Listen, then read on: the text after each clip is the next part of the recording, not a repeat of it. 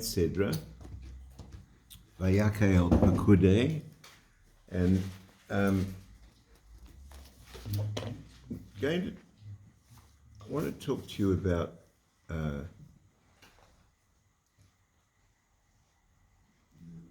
an umbrella to what we're going to be learning together is this, that we have there is a secret of Torah which is manifested in Chassidus and explained obliquely in most places, but it's not difficult to grasp the content of this notion, and that is the learning that we have on oiros and kalim. That means lights and vessels.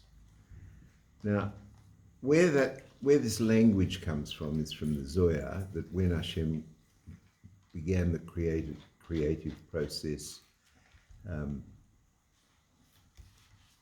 and I don't want to spend any time on this because we won't be able to get to the shir, but the creative process begins with and becomes eternally a business of lights and vessels. What does that mean?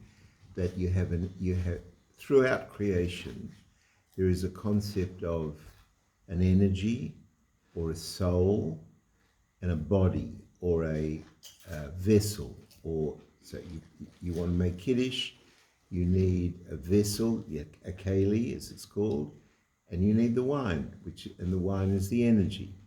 You have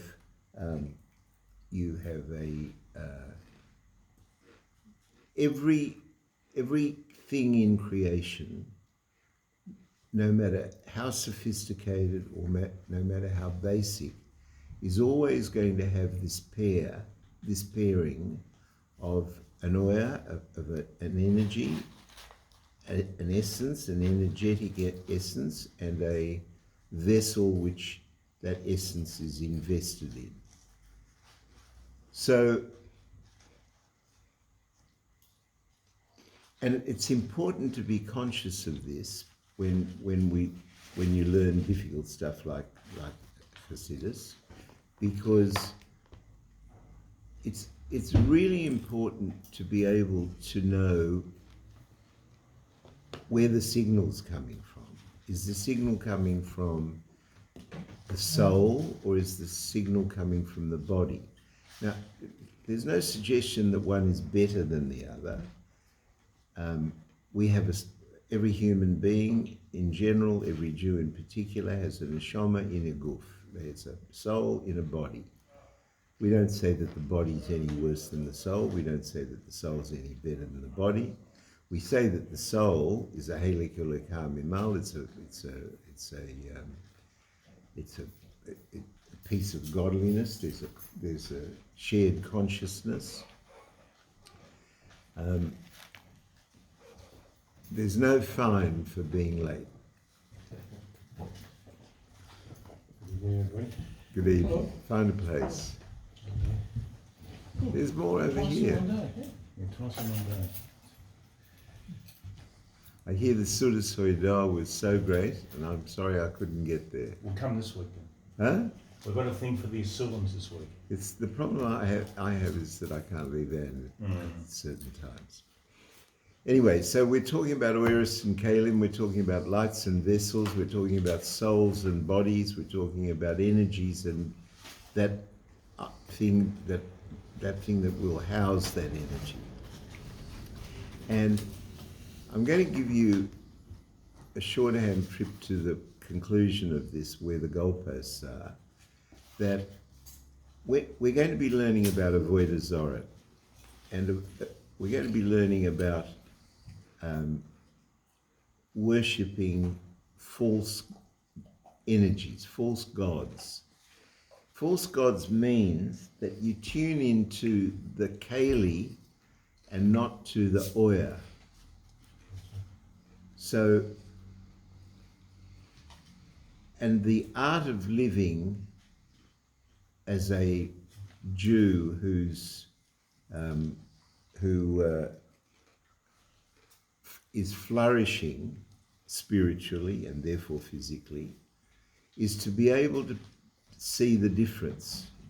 Let me give you a really stupid example. I mean, when I say stupid, it's not my example, and it's not stupid, but it's very simple.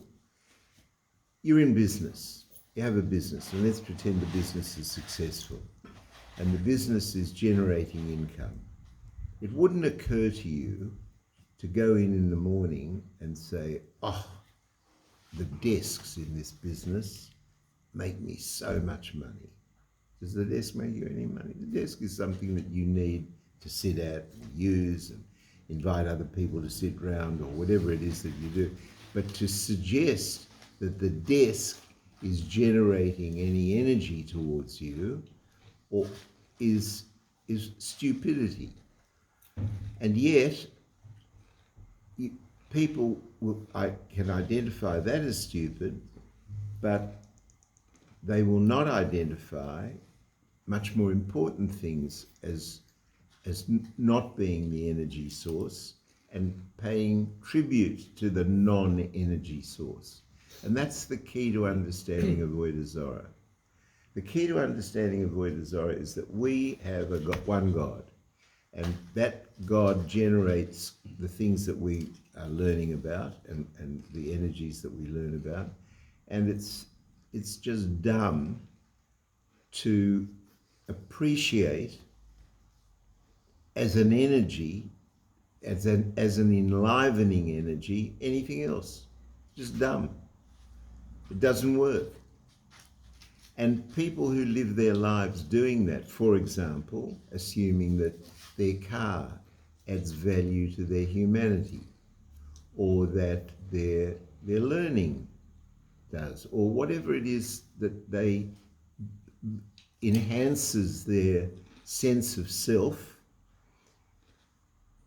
mostly is going to be an aspect of Avodah Zarah. You've got to understand this. It's going to mostly be that you're thanking the wrong person. Let me give you an example. We have a mitzvah out of the 10 Commandments, Kibud Avayim, that you have to give honor to your parents.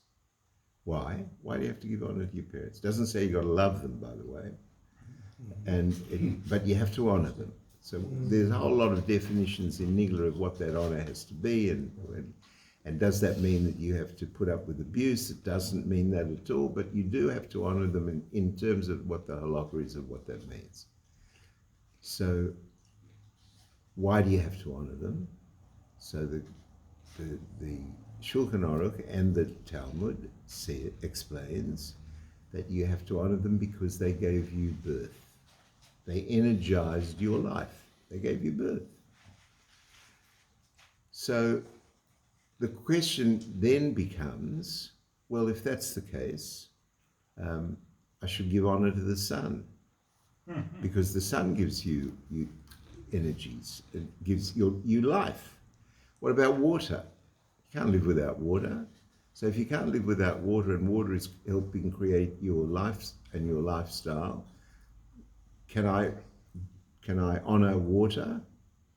And if I can't honor water and the sun, why am I honoring parents? Because at the end of the day, all they're doing is energizing you the way the sun is energizing you, or the water is energizing you. So the fascinating explanation of this, and at the moment it's just one of the early building blocks in where we're going. The answer to that is that unlike the sun or the water, parents had a choice. Parents had a choice whether to create you or not. And the fact that they made that choice means that we're talking about an energy and not a keli, a light and not a vessel. Is that making sense? Yeah. That the fact that they had a choice puts it on a different level to, and the usual example of the keli, of the vessel, is an axe in the hands of a wood chopper. That's the Torah example that's used over and over again. If you saw a huntsman chop down a tree, would it enter your mind to go and thank the axe? And if it would go into your mind to do that, we'd say you're a very stupid person, because you know that the axe isn't chopping down the tree, the wood chopper's chopping it down. Does he need an axe? Maybe he does. Or another axe, or change it for a saw, or whatever he's doing. But to go and pay tribute to the axe and say, oh, well, this is that's the reason that the tree came down. It may have been an implement in it, but it's only a keli. It's not an energy. Now, the confusion between the energy and the keli is most people's problem. Most people's problem. That they spend their lives running after the keli and worshipping the keli. And we are not allowed to worship the keli. A Jew has to worship the energy. And where's the energy coming from? The energy is coming from Hashem. So, is this mine? Yeah, I think it is. So let's start with this. The Sedra, VAYAK'HEL, opens, which is the first of the two Sedras, opens up with these words. I don't usually read the Hebrew, but here you'll see it's critically important. VAYAK'HEL Moshe Eskol Das B'nai Yisrael. Moshe gathered together all of Am Yisrael. Vayomer Aleichem, and he said to them, Elo hadvorim asher tzivah Adonai la'asoi soisom. These are the words that Hashem says for you to do them. Sheshis yomim teosei malocha. 6 days work will be done. Now that's not normal grammar. If I ask an Israeli to say, how do you say you've got to work for 6 days, you would not use the word teosei. What did you say? You'd say osa, wouldn't you? If you say so. The word teosei, and I'm no linguist, and I promise you this is very, I don't know much about this, but the word teosei is passive. In Hebrew, Yes. if you want to straight talk in Hebrew, Yeah? you don't need the word ta'aseh. Because we say it's sheshet yamim ta'avod. Yes. So you don't need the word ta'aseh. Okay. So, but the word teosem is passive. That it's grammatically passive. And so let me continue. Sheshis yom teosem malocha, or vayoyim hashavi, and on the 7th day, Yehi Elohim kodesh, has to be for you holy. Shabbos Shabboson, has to be a Shabbos, really Shabbos, to Hashem. Kol teos Elohim malocha yomos. Anyone who does an act of work on Shabbos can be put to death. The halakha of all of that is very complicated. We have very few deaths in our history from the courts. It needs warnings under certain conditions, and the conditions of the death penalty are very, very rare. However, to show how important this mitzvah is, theoretically, the penalty for ignoring it is death. So, why is this word teosei, which is passive, used? And so let's do that first. Why is that word used in the passive sense? Because it's an instruction on how you work. Let's go backwards. The end of the Pasuk is that on the 7th day you've got to keep Shabbos, Shabboson, the really proper Shabbos. What does it mean, Shabbos? So this is a long pathway that everybody knows, I hope. Shabbos means no work. What does work mean? The word work in Hebrew is malacha.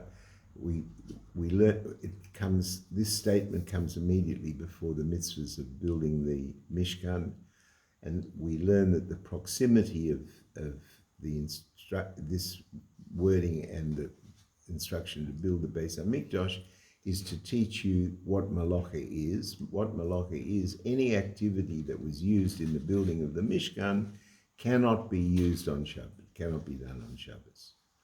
At a much deeper level, and we don't have time for us to explore this, but I just put it out there for those who want to think about it at some time. Malacha is really man's participation in the creative and destructive process of the world, of creation, of his life. Let me just take a quick detour. You have the first luchos, which we're going to learn about later on in a minute. The first tablets that when Moshe Rabbeinu went up on Har Sinai and he got the tablets, and everybody knows he came down, and we'll talk about this in a minute with the golden calf. The first luchos were made by God. Torah is absolutely clear. It says that Hashem carved the first luchos, right? Which he broke, which Moshe Rabbeinu broke, and that's a whole shir on its own. The Rebbe's got sikhs on this. Who gives him the right to break the luchos? Were they his? Who owned the luchos? Right? If you want to say that God owned the luchos, Moshe Rabbeinu had no right to break them. I can't go into your house and take something from you and smash it. And if you want to say that the luchos belong to Am Yisrael, he also had no right to smash it. And if you want to say that the luchos belong to him, then you're crazy. How can the luchos ever belong to him? So that's it. I'm just sketching that in to get everybody to follow along to this, that the second luchos, it were carved by Moshe Rabbeinu. That was the instruction, and now you see, and all the Rebbeim say, how long did the first luchos last? 60 odd days. 60 days. 40 days and half of another. So, and how long did the second luchos last? Until now. So, and again, I want you to just have it in the background. The background music of this is Oiros and Kalim. That where is the real energy and where is the vessel? But when we in this first pasuk, which talks about Shabbos and Malacha being done rather than doing the Malacha, the genius of these words is to understand that our work is our participation in our life, the malacha that we do, and this is the basis of the great spiritual concept of birur. Birur means to refine. When we live and are tested, and every man is, I keep saying this over and over again, the Tzemach Tzedek said in Derek Mitzvah Seko that the only reason, not one reason, the only reason that the neshama has a yerida into a guf, a descent into a body, is for nisyonis, is for its challenges. And every man, woman, and child is going to be tested every day of their life. Everybody differently. And everybody is empowered separately and specifically to deal with their own challenges. And that's why comparisons between people are so stupid. Your tests are not my tests, and my tests, I'm given the strengths to deal with my tests. You're not given the strengths to deal with my tests. I'm not given the strengths to deal with your tests. So it's stupid to compare. The business of the business of working is this business of dealing with one's own challenges. And in doing so, one of the great principles of Kabbalah and Hasidus is that every time we function through one of these tests, we actually add value to the world. We elevate that thing in the world. We elevate. So take a simple example of eating. You eat Friday night dinner, and you're going to have chicken soup, and you're going to have meat and potatoes and whatever it is that you're going to do, and challah. And what we are really doing in deep code, that just requires the ability to notice it, is that we are ingesting an animal which has ingested a plant or plant life which has been grown in the ground, so that the four states of creation, which is inert matter, growing things, animals, and humanity, that whole process has been elevated from one end to the other end. Now, that's an energy. That's not a keli. The plate that you eat on is a keli. You're not refining anything by touching the plate. You're refining that the plate makes it possible to deliver the food to you, or the knife and fork, or the spoon, or whatever it is. And in ordinary parlance, most people have the sense to distinguish between the energy and the vessel. But in the important areas, most people don't. In the important areas, and this is the whole problem with avodah zarah. We'll come to that in a minute. So we're still at the point of the work being done. The Rebbe explains in a long sikha, where it's very deliberate and goes over and over these things over and over again, that this whole section isn't about Shabbos, isn't about not working on Shabbos. What's it about? It's about how you work the rest of the week. How do you work the 6 days a week? It says 6 days you have to work, right? What's work? We've said work is refining, birur, elevating the world. But how do you do that? How do you work? So it's with justice, you've got to do. What's your focus? Is your focus that your business is generating your wealth? If you believe that your business is generating your wealth, you don't get what we're learning. Your business is not generating your wealth. A bracha from Hashem is generating your wealth, and the keli for that is your business. If you think that your business feeds you, then that is a commission of mental avodah zarah. It's because the business doesn't feed us. The bracha feeds us. And we are begged by our God to remember that. We're begged by our God to understand that 6 days you do your work, but when you do your work, it has to be with your, as it's defined elsewhere. When Adam Rishon ate from the Priyat Sadas, from the fruit of the tree, his punishment was that he would work with the sweat of his brow and his hands. So that is the key to how we should work. We have to work with our hands and our but not with our heart and not with our soul. The heart and the soul don't belong in the business. The heart and soul belong in your Jewish life.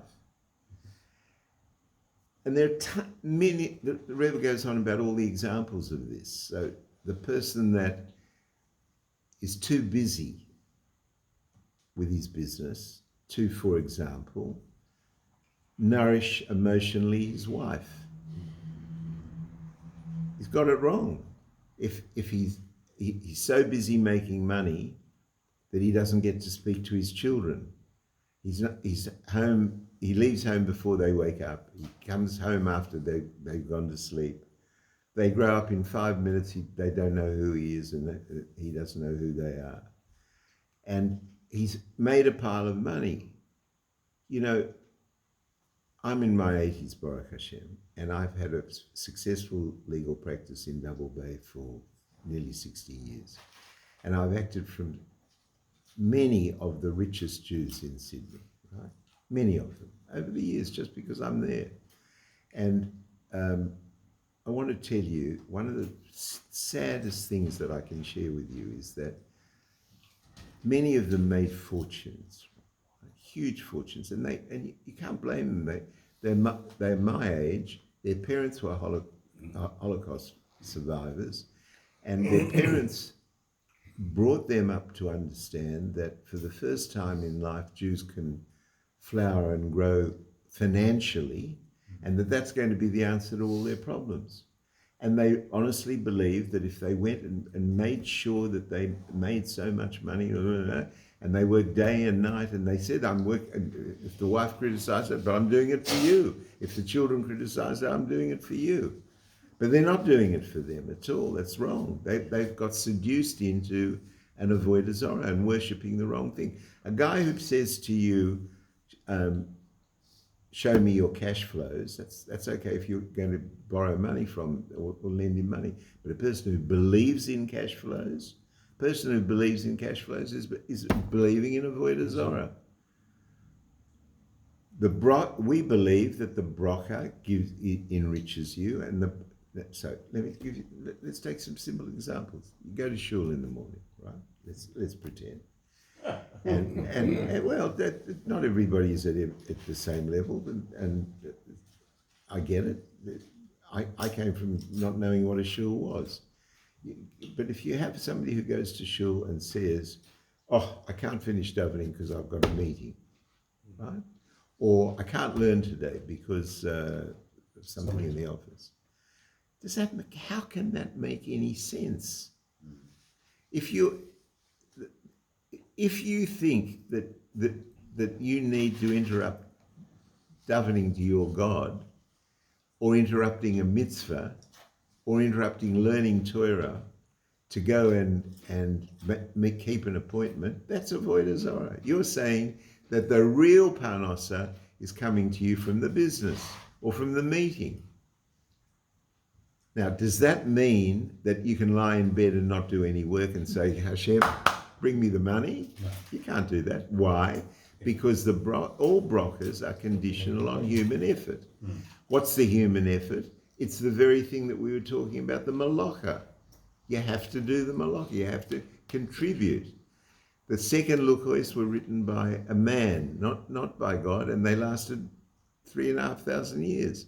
The first one was written by God. That lasted 5 minutes. It is a requirement that we contribute, and we have to contribute. But with what?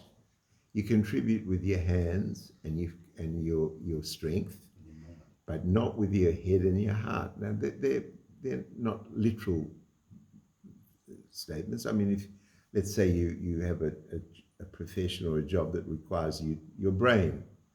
No one's telling you not to use your brain, but it can't be that you're using your brain at a level which is extinguishing the fact that it's a tool, and you believe that it's like going to the office and saying, oh, I'm going to worship the desks today. It's just, that sounds a bit comical, but it's really no different to what we're talking about. If you want to understand where the bracha is coming from, then you have to go to the energy. The energy is from God. So there are ganovim. There's an example in the Talmud of a ganef who prays to Hashem for success. Right? Now, if you ask yourself, how can the 10 Commandments says don't steal, right? And this Jew, because he believes in God, because he loves his God, because he walks with his God, which is wonderful, will daven to his God that he should be successful in his genevas. Does it make any sense? It doesn't make any sense. And we laugh at that example, but if you just spend some time thinking how much of most people's lives is misdirected and don't separate the energy from the Kali. And they spend their life worshipping the Kali. Now, the Kali can assist the brocha, obviously, if you're going to be in business. I in order to run a legal practice, I needed a desk. But to say that I come in and say, oh, thank God for the desk every day, thank God for the desk. You've got to be grateful for what you've got, obviously, but to derive sakha from it, to derive energy from it, that is exactly what is forbidden.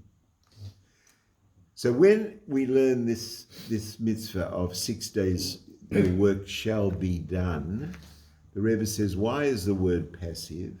Because your heart and soul isn't in it. You've got to go to work. You've got to turn up. You've got to provide the kalim.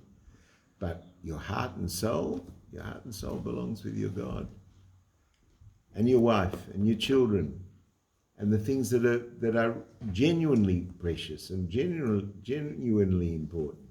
But what about in the workplace where let's say you're providing customer service and you're going out of your way to provide the best service. So you actually are putting passion into that.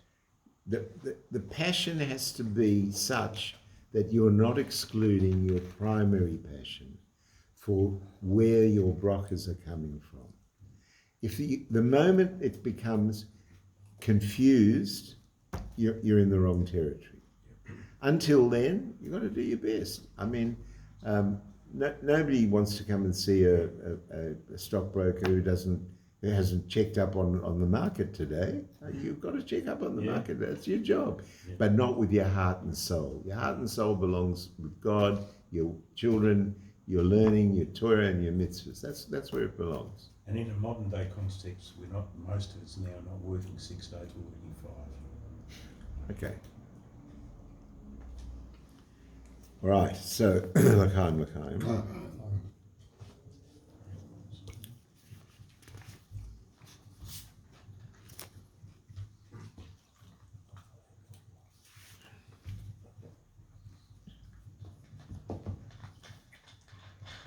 Okay. There are certain energies which you can't, God forbid,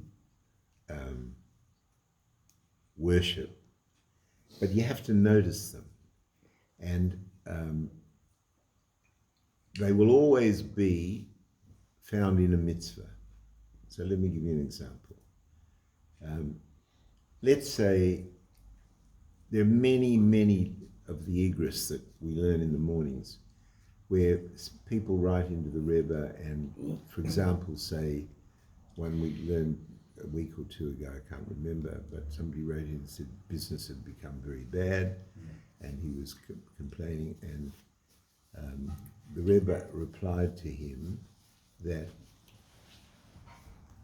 basically what we've been learning, parnosa, business, a livelihood, money that you earn, is a brocha. So if money is a brocha, the way to energize that brocha is spiritual for a Jew, not physical. So the trap is to think, well, I've got to work twice as hard and do another. But that isn't what, for a Jew, that is not going to make you richer. What's going to make you richer is enhancing your spiritual life at whatever level. I'm not a Rebbe, I can't tell you exactly what to do, but in this letter, for example, from the Rebbe, he said, one of the pathways to wealth is tzedakah. Give tzedakah, there's a promise, Hashem promises in the Torah that, and he says, test me in this. They're the words he uses. When the Rebbe, I'm sure I've written about this, when the Rebbe was talking about starting Chabad houses, he used the Lashon, he used the wording from the Torah that Hashem says, test me in this, And the Rebbe said, people are going, he was talking about the Chabad houses, no one knew what it was. And when the Rebbe was finishing, he said, and obviously people are going to ask me where the money comes from. And the Rebbe said, anyone who participates in this will not be impoverished. On the contrary, trust me in this. That's what he said. So, Chaim Tzvi Groner in Melbourne is a wonderful guy. He's Rabbi Groner's son. He's a rabbi in Meadow Street in a shul there, and he's been in charge of the Koilel on and off over the years. Anyway, he was here and collecting once, and we're bringing together. He told me a story that, and I've since found it. It's in the Huisofis, in the end of Likutei Torah, one of the volumes. This guy tells the story that he was a jeweler, and he got business was getting bad, and he got an order from an Israeli group of I told you the story. You've been coming here too long. So he got an order from these Israelis, and that solved his problem. So he went home and he was lebedik. He was so happy and so pleased.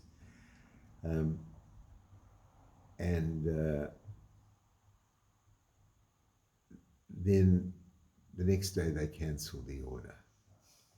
And he came home and it was Tisha B'Av for him. He was so upset. But it was his birthday that night. And his wife said, I don't understand. You know that the Rebbe says you have to bring on your birthday and I've invited 10 of your good friends and they're coming here in 3/4 of an hour. You better go and prepare. So he says, I can't bring tonight. I'm broken hearted. So she says, go and prepare. She's a good wife. You know, it says that when Hashem created Hava, Eve, it says that he created woman to be an Eza Kenegdoi. You heard this phrase? That's what it says, an Eza Kenegdoi. Eza means a help, Kenegdoi means opposite you, correct? So the commentators say either or. Either she is your helper or she's against you. So Rashi says, if he's Zoicha, if he merits it, she's a helper. If he doesn't merit it, she's against him. That's how it should be. So this woman was an Ashes Chayil. She was a good woman. She told him to go into his study and learn something and prepare it and give the farbrengen, which he did.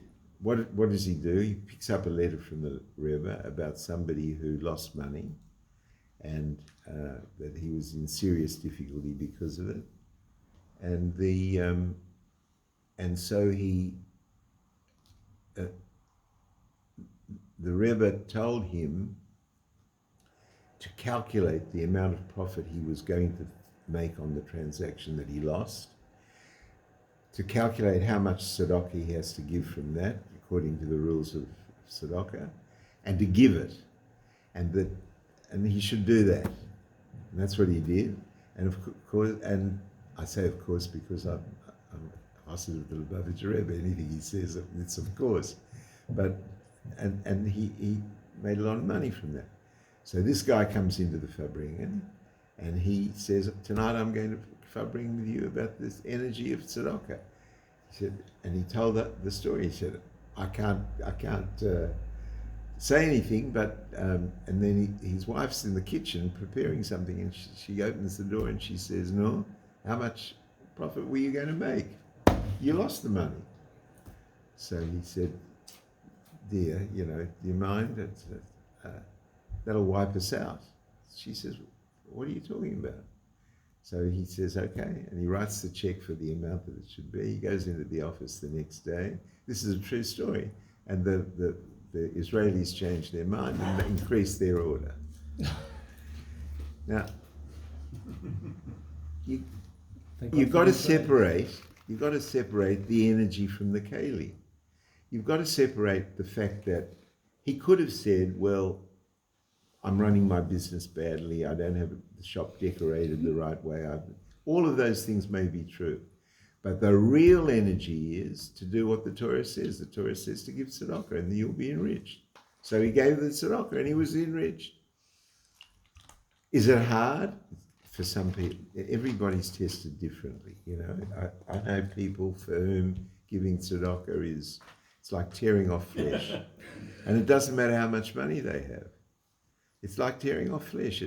And you can't say, I'm better than he is because I don't feel as though it's tearing off flesh. That's not your test. His test is that it's tearing off flesh. If he gives tzedakah, he's achieving greatness. That's the reality. So, okay, l'chaim.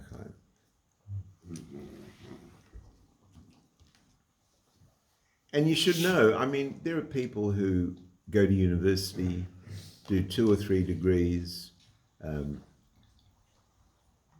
spend their lives working hard, and they never make any money.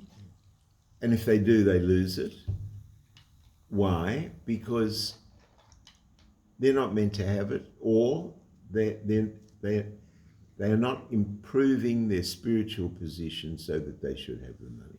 That's the difference between the energy and the vessel. Okay, so let's talk about, because we're running out of time, I want to take you through this.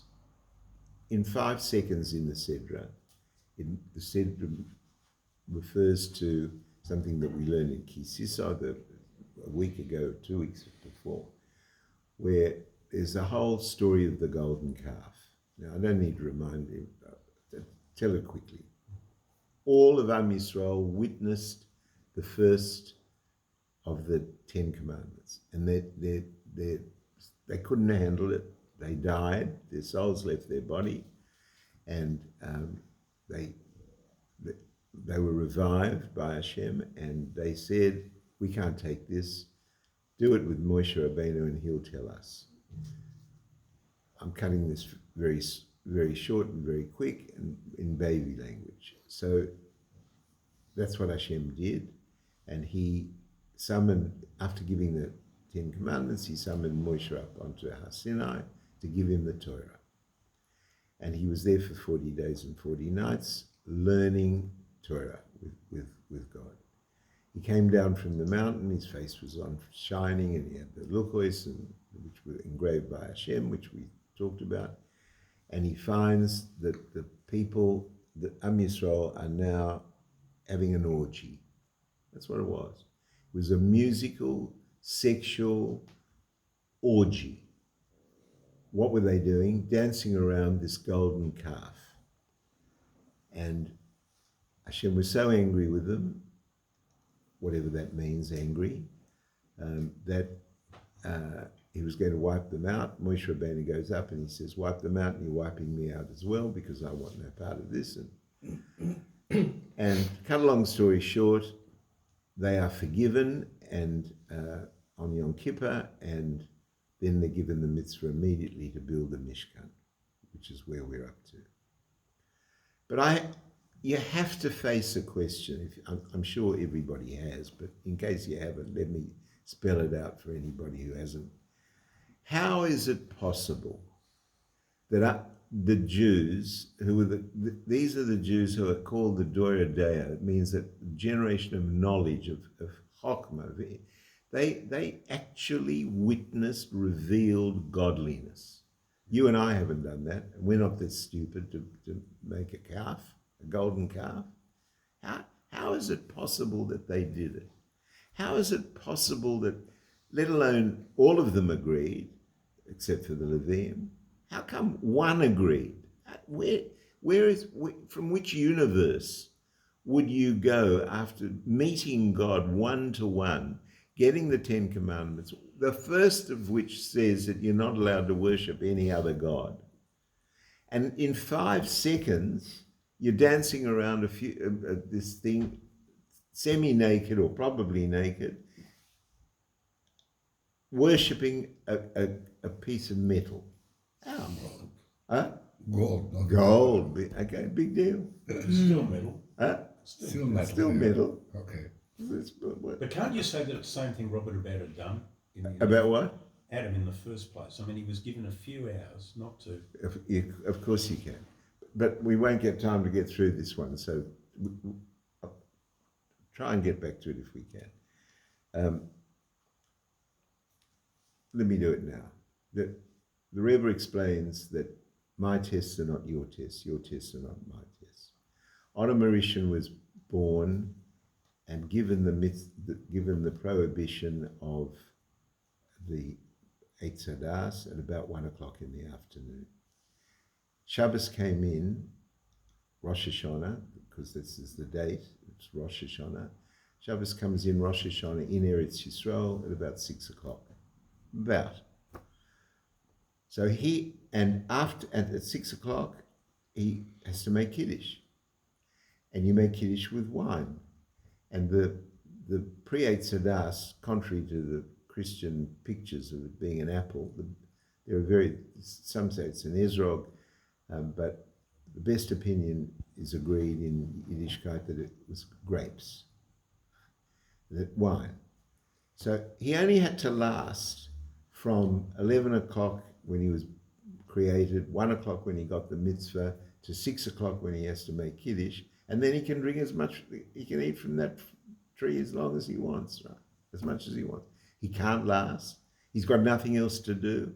He's in the Garden of Eden, created by God, with a woman created by God, who is his wife. He's got nothing else he can think of doing with her but eating the fruit from this tree. Who can believe that?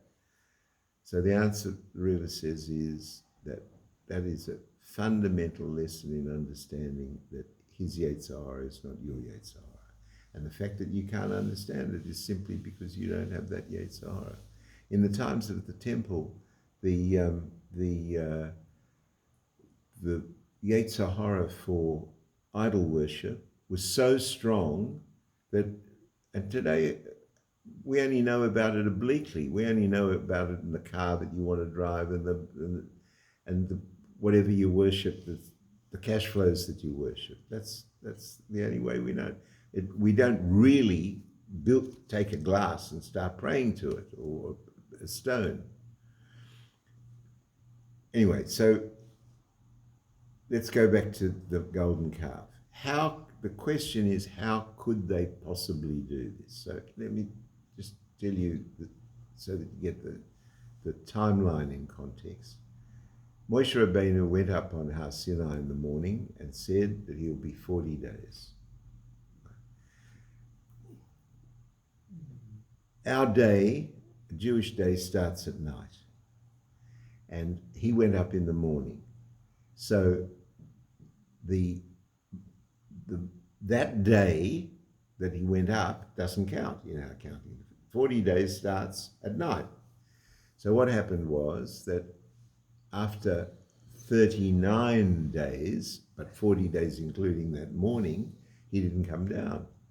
And all of a sudden, they got the fright of their lives, because their whole interaction with their God was through the conduit of Moshe Rabbeinu. And if he died, because there's no food up there, they don't know that he doesn't eat and drink for 40 days and 40 nights. They don't know what he's doing with no one's allowed up there. They don't know what he's doing with God. So they made the obvious logical deduction that he died. And if he died, they have to replace him. Now, who are they going to replace him with? There was Yeshua. There were a few other candidates. But they were very clever.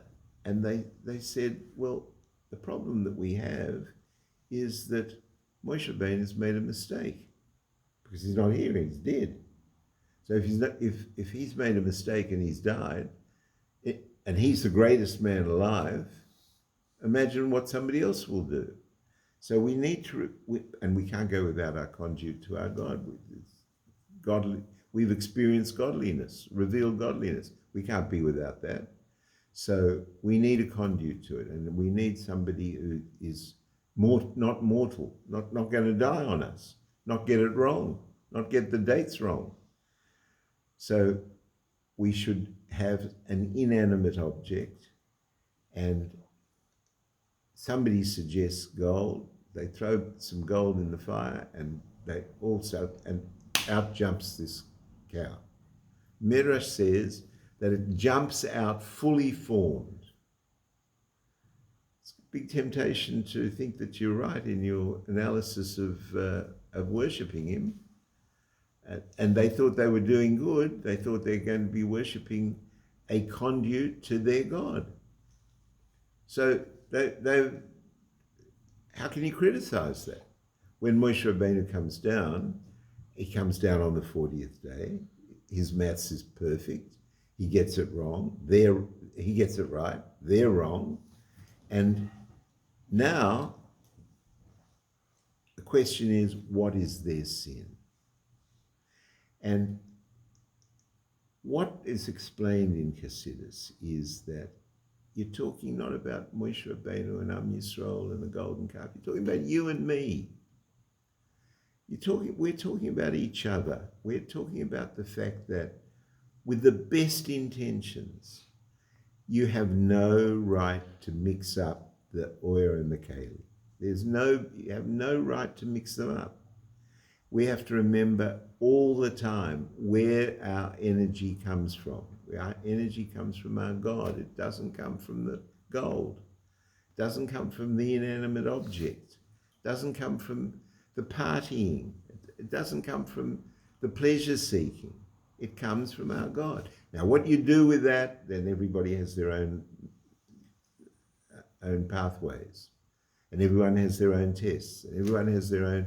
But yeah, fundamental to it all is that the 6 days that we work, we don't work with our heart and soul.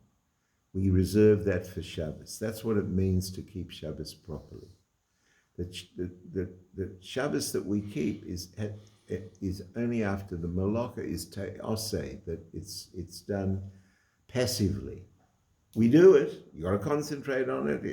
You're a pilot. Don't tell me you don't have to concentrate. You have to concentrate, otherwise you've got 400 lives at risk if it's not on automatic. I don't know what I'm talking about, but you're a doctor. You've got to prescribe the right medicine. You've got to concentrate. You've got to use your brain. But your heart and soul can't be in the business. It can't be in your profession. And it has to be understanding that your profession is ancillary. Your work is ancillary. The real bracha is from Hashem, and one has to tune into that and talk to this God of yours and mine. You know what? You've got to make him your best friend. You've got to make God your best friend. You're going for a walk. You go for a walk with your God. What's prayer? Prayer's a fancy word for talking to God. Yeah. And it's all very well to have it structured in a siddur. That's wonderful, and it's got its reasons, and I'm not criticizing that in any way, God forbid. And there's a great art and skill to understanding the whole siddur is a ladder. It's a ladder that goes through various stages of the worship. The problem with it is that most people go, you don't even think what you're saying half the time. But you've got to reserve some time for talking to your God as your best friend, as your father, as Avinu Malkeinu. So here's to not getting it mixed up. Go.